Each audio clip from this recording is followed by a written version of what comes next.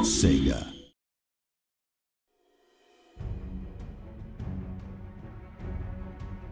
Hello and welcome to the Battle Magic Spotlight for Total War Warhammer. In this video, we'll explain how the magic system works in Total War Warhammer and how you can use it to your advantage to best the many enemies you will encounter in the old world. On the battlefield, characters use power from their winds of magic to cast their spells. Power is represented by the large glass orb in the bottom right of the screen. The smaller bar to the right of the orb is the power reserve. The power reserve does not recharge. However, depending on how you've upgraded certain magic users, they can use abilities that give a small boost to the power reserve, giving you just that little extra bit to get off a spell in a time of need.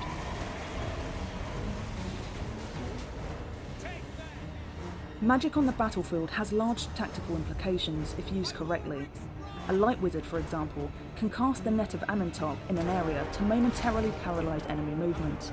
Then, the light wizard could cast Banishment, an 18-second vortex spell that can tear through those bogged down enemies, disrupting their formations and causing large magical damage to all in its path.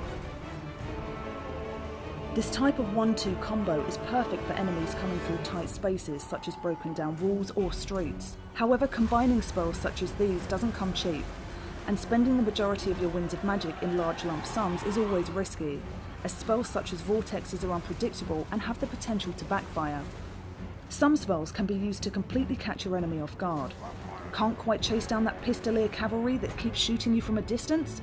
With the Law of Vampires, you could cast Raise Dead, reanimating a unit of zombies behind them. Now they won't know where to turn to avoid close quarters combat.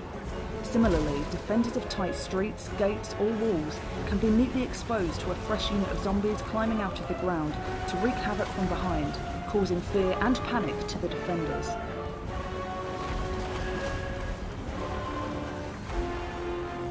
The Winds of Magic isn't all about who has the bigger spell, rather, it rewards those with the deepest knowledge of units on the battlefield. Each law has a variety of hexes and buffs that can be cast on individual units or in large areas. If your particular army or unit is vulnerable to something, you can usually counter it with some sort of spell. Walk or Fix It from the Law of the Little War causes a minus 24% to speed and a minus 18% to charge bonus in a 30-metre radius. This is a perfect example of a charge defence spell. Best used when a cavalry charge is incoming. The enemy cavalry will count for nothing as they travel through the area of the hex and have a flavourless, exhausted impact when it's hit the front line. It's also imperative that you learn your lore through and through, as spell categories have their own variations in behaviour. Taking vortexes, for example, Chain Lightning is a strong damage-dealing spell. The Purple Sun of Xeris does less damage, but is more of a disruptor, pulling units out of formation and hurling them around the battlefield. Wind of Death is a straight line vortex that will ricochet off walls, giving it a large damage spread. These variations in behaviour can have a huge impact on the battlefield, so studying the lore you're using is key to victory.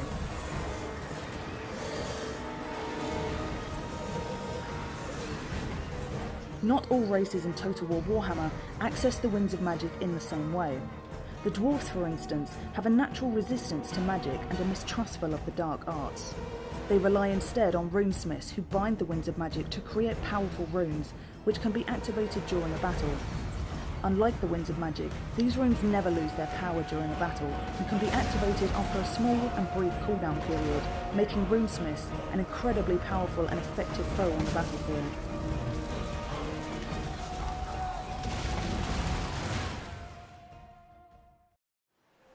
The Winds of Magic in a province change the availability of magic in any battle fought there. Strong winds hand an advantage in battle to any units that cast spells. The Winds of Magic always blow, but they can blow at different strengths in different places on the map, and the strength varies over time.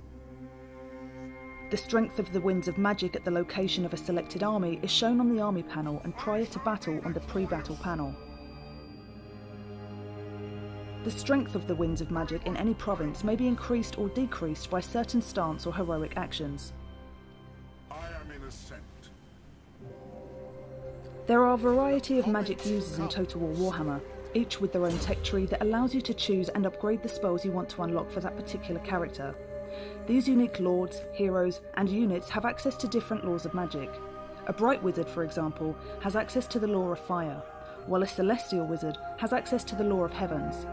Each law of magic has 6 unique spells to choose from, some of which can be overcast. Overcasting allows for greater power and duration of spells for an increased Winds of Magic cost.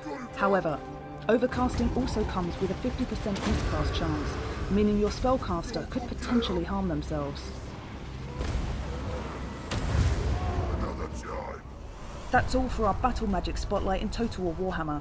Subscribe for more Total War Warhammer videos and connect with us on social media to get the latest news and exclusive content.